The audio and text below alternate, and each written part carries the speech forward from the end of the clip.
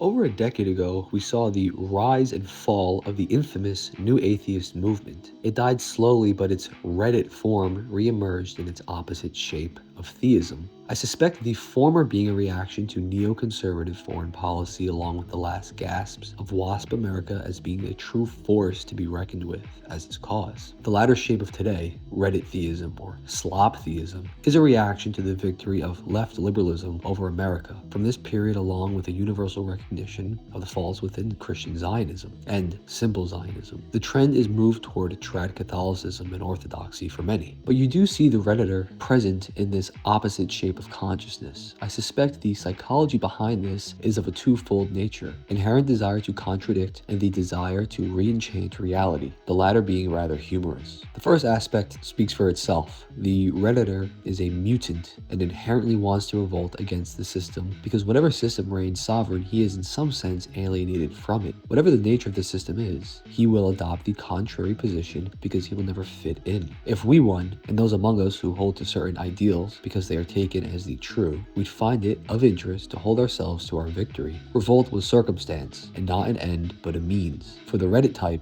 this truth is inverted. He is always outside by his nature, so destruction and revolt is the only way he feels home, to tear down the common by virtue of his unresolved uncommonness. Regarding the second, more humorous aspect, one can take note that the Redditor is a child in the body of an adult. The inherent desire to revolt under all circumstances is proof of this. This is the nature of children, defined for its own sake. You tell a child, do not, and he does. You tell a child to do, and he does not. The second aspect present within children is a deep love of fantasy. The imagination of a child is often more beautiful than adults, whom have long lost their polychromatic imagination in their movement toward the monochrome kind of imagination. The Redditor adopts fantasy as his identity into adulthood. He is Skyrim. He is Dungeons and Dragons, and he is Lord of the Rings. That is him. However, the Redditor's consciousness reaches a singularity where he desires to make the tranquil kingdom of abstract fantasy concrete.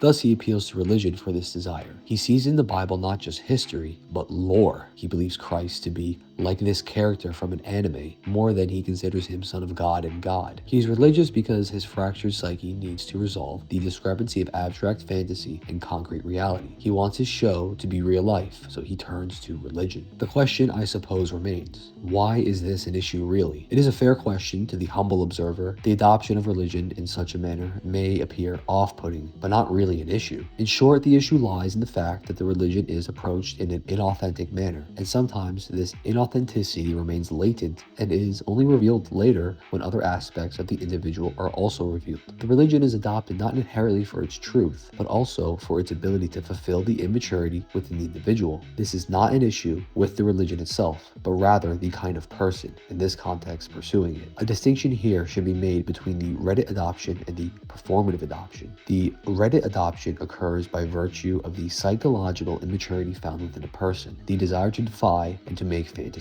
real, often found within men more than women. The religion is approached because it fulfills the two desires in the current social environment we inhabit. The performative aspect is caused by two desires, perhaps more than I'm unaware of, namely the desire for identity and the desire for gaze. The adoption of the religion gives this person a newfound sense of self. Their ego is reinterpreted through the universal lens of religion. This itself is not inherently bad if the religion becomes part of you because you take it to be true, and this identity is merely a secondary aspect of this taking it to be true. It becomes an issue when this is inverted. However, since the priority is no longer centered on universal truth, but appearance, the second follows from the first. The appearance is adopted for the hope of the gaze and approval of the universal or the mass. This cannot occur without the desire for identification. The second aspect of gaze and approval is caused by the desire for recognition of new identity in a world where identity seems to trend toward disillusion, and furthermore, for that identity to be accepted by the world. Again, the desire is not inherently bad, it's the prioritization of it that is bad. It is understandable and beneficial to want to be accepted. The harmony of civilization would collapse otherwise, but it becomes a pathology when that is the guiding principle behind all things in a person, as the pursuit of truth and, by extension, virtue will be sacrificed in favor of acceptance. This is often seen in women, since appearance matters more for them, but it is of course also present within men, but to a lesser degree. The Reddit form and the performative form, although distinct in essence, can often overlap in a person. Often the sloptheist who adopts religion for an infantile reason will get married and will signal his fidelity to his wife for the world to bear witness. The wife guy. It is not the act of loving your wife that is revolting.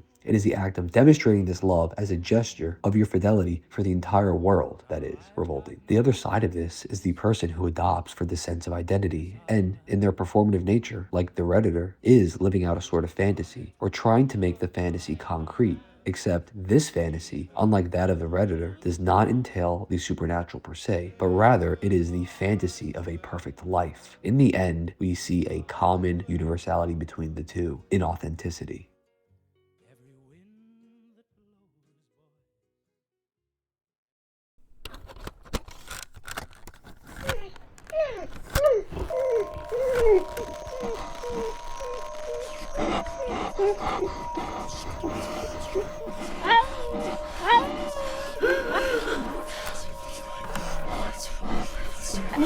It's weird how so many people get upset with the whole traveler trend and try to say that it can't be a traditional wife or traditional woman if you're living in the modern era and you're posting like if you have a cell phone, then you're automatically not traditional because you didn't have cell phones in the past. I don't think these people understand tradition isn't about a time in history, it's about women being submissive to their husband who can still take care of their children and take care of the house while using modern technology.